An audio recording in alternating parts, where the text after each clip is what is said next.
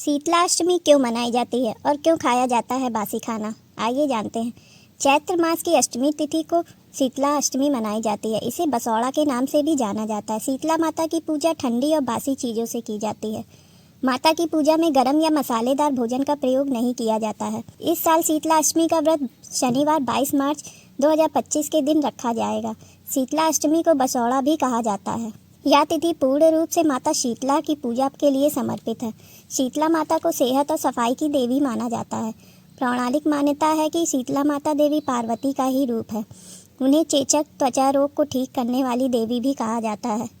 बसौड़ा यानी शीतला अष्टमी का शीतला माता को बासी खाने का भोग लगाया जाता है। शीतला अष्टमी पर क्यों खाते हैं बासी खाना? शीतला अष्टमी का त्यौहार गर्मी की शुरुआत में आता है। इस समय मौसम बदलता है, जिससे बीमारियां होने का खतरा रहता है। इसलिए इस दिन बासी खाना खाना अच्छा माना जाता है। माता शीतला को भी बासी भोजन पसंद है और उन्हें इसी का भोग लगाया जाता है। इस दिन चूल्हा नहीं जलाते और केवल बासी खाना ही खाते हैं। इसके पीछे पौराणिक मान्यता है कि ऊष्मा या गर्मी से त्वचा संबंधी रोग होते हैं, इसलिए इस दिन बासी और ठंडी तासीर वाली चीज़ें खाई जाती हैं।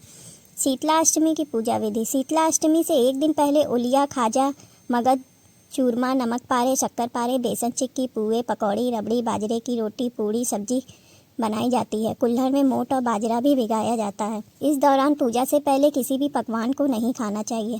पूजा में सप्तमी से एक दिन पहले खास तैयारी होती है। इस दिन रात में खाना बनाने के बाद रसोई की सफाई की जाती है। फिर पूजा होती है। पूजा में रोली, मौली, फूल और वस्त्र चढ़ाए जाते हैं। इस पूजा के बाद चूल्हा नहीं जलाते। शीतला अष्टमी के दिन ठंडे पानी से नहाने के बाद इन सभी चीज़ों का भोग शीतला माता को लगाया जाता है। इसके बाद बचे हुए भोजन को प्रसाद रूप में वितरित कर और स्वयं खा लें।